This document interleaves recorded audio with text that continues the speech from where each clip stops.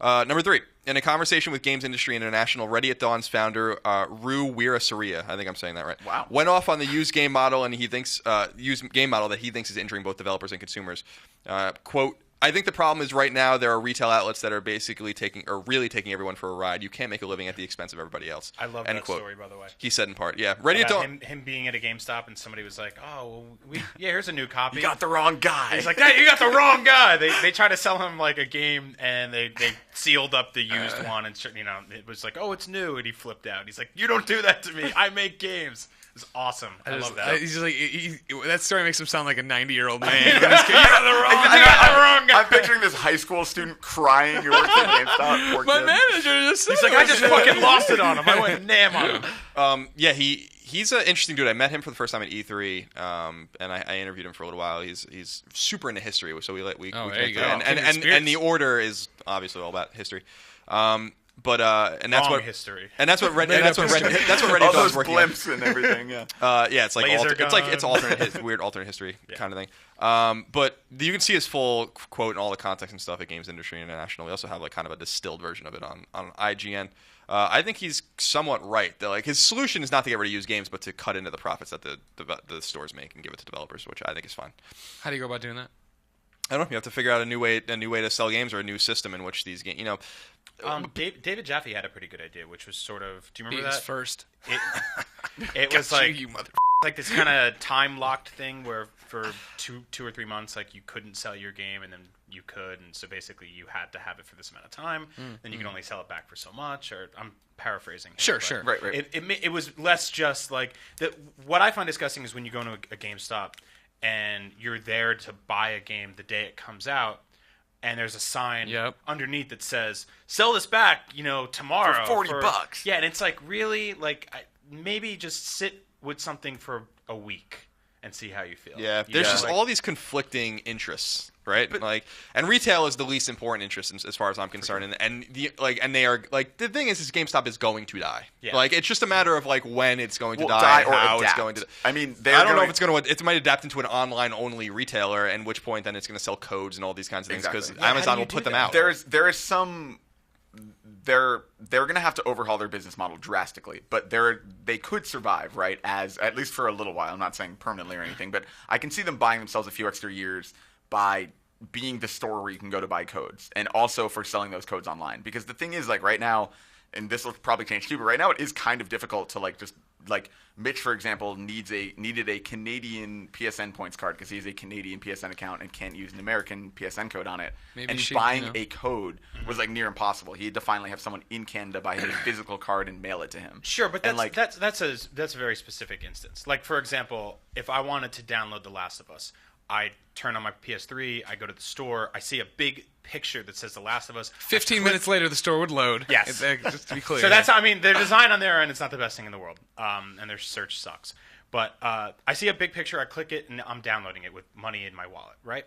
Or I go to GameStop, I give them money, they give me a points card, I go back, I scratch it off, I get that gross sand over my couch, and then I put it into PSN, and I have to go past the screen that already has the picture of The Last of Us to redeem code to put it. It's like 5 extra steps, and there's only so many stupid people that will fall for that before they're like, hey, I don't need to go to that store anymore. Sure. Well, I mean, that's true of everything. Like, I order everything on Amazon now, too. It's like, I'm out of whatever, and I just have it in my apartment 2 days later. I know that through my Nintendo platforms, I haven't bought a physical copy of anything in about 2 years. I download everything, and I have like big hard drives and a big memory card and everything like that. Something else big other stuff. Damn, you just went out and said it. Big regret. The slowest creeping high five ever. People have to understand too that like the retail channels, like Altano was saying, I think he's absolutely right, is that The Last of Us would actually be much cheaper on PlayStation Network, probably like $15 cheaper if Sony wasn't concerned with alienating GameStop. That's the only reason the prices are the same, and the only reason why Vita prices are only marginally less on digital than they are at retail, because they don't want to these guys quite yet, but eventually they're going to, and it's going to happen, and it's inevitable, and this it's healthy. What you're talking about is what needs to happen so developers make more money, and the concern, of course, being less people would play games if they couldn't get them cheaper, and I think that's a bullet they have to bite, right? Like this is what we're talking about with the PlayStation 4. Why I think it'll be more successful than at least right now. the Xbox One and strategy, right? The fact that Sony's saying we're going to focus on the core games, and we know our core gamer, and we know that audience is smaller, but we know they'll support us. We know that if we give them what they want, they'll be there forever. Yeah, exactly. What was it? 10 games sold? Yeah, it's like 10 games per attach rate, which is higher. I would say higher than anything ever in terms of video game hardware. And that's actually just proof for that is how incredibly difficult it is to change a game on the Vita. I'm guessing most people downloaded most of those things. Yeah, they say almost half of their sales are download sales, which is why like MPD numbers are all skewed and stuff. And why 30% MPD is flawed for that reason in general. Yeah, and why games like Vita games are performing. Well, we know on the record that Drinkbox is a good example. Like they're very happy with the way their games sell on Vita, and they're making money on Vita, and I'm sure their next game will be on Vita. Yeah, and you wouldn't see this kind of Guacamelee DLC continuing to come out if that game hadn't performed. Right, exactly. And you also wouldn't see that game selling well in a store.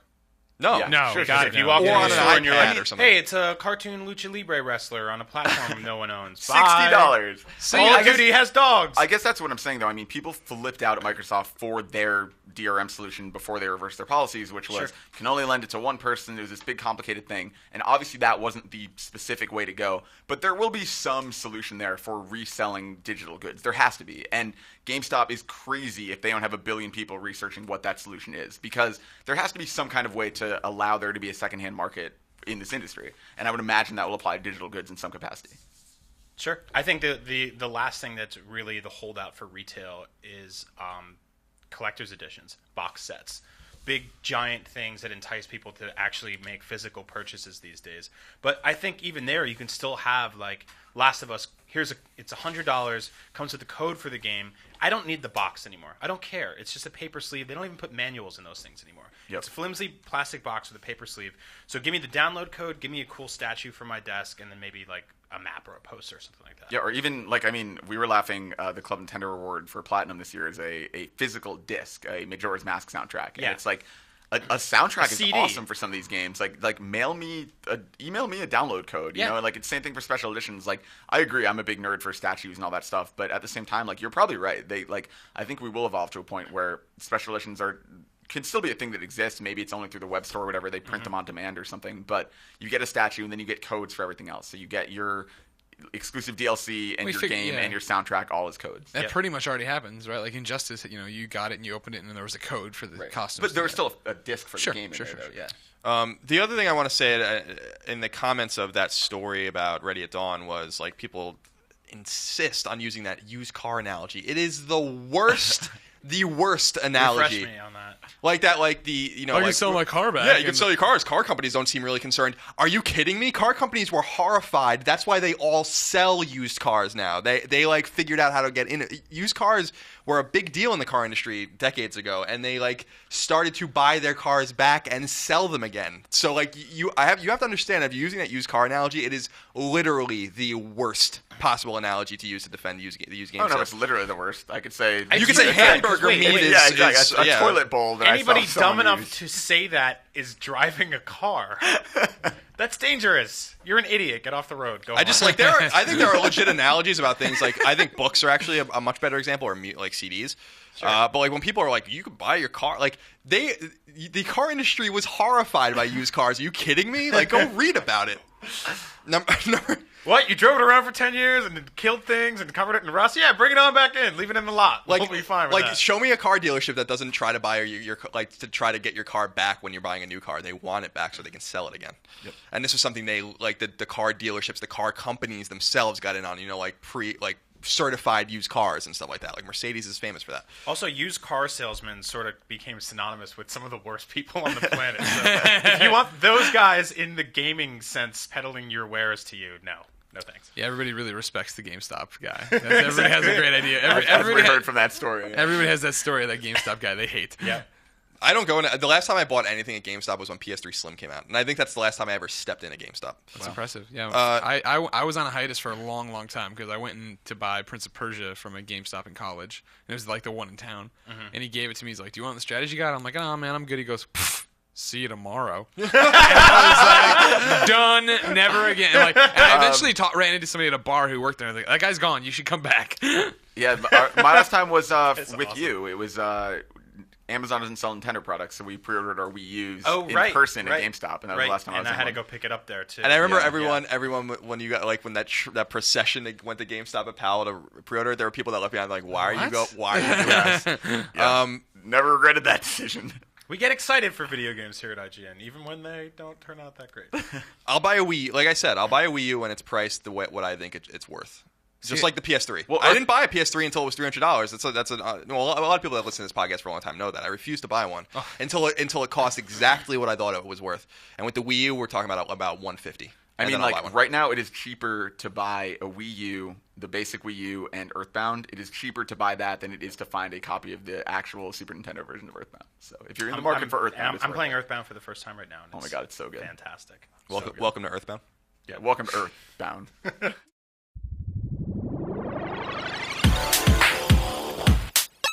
Users lose all sense of reality and enter another world. Remember, do not underestimate the power of PlayStation.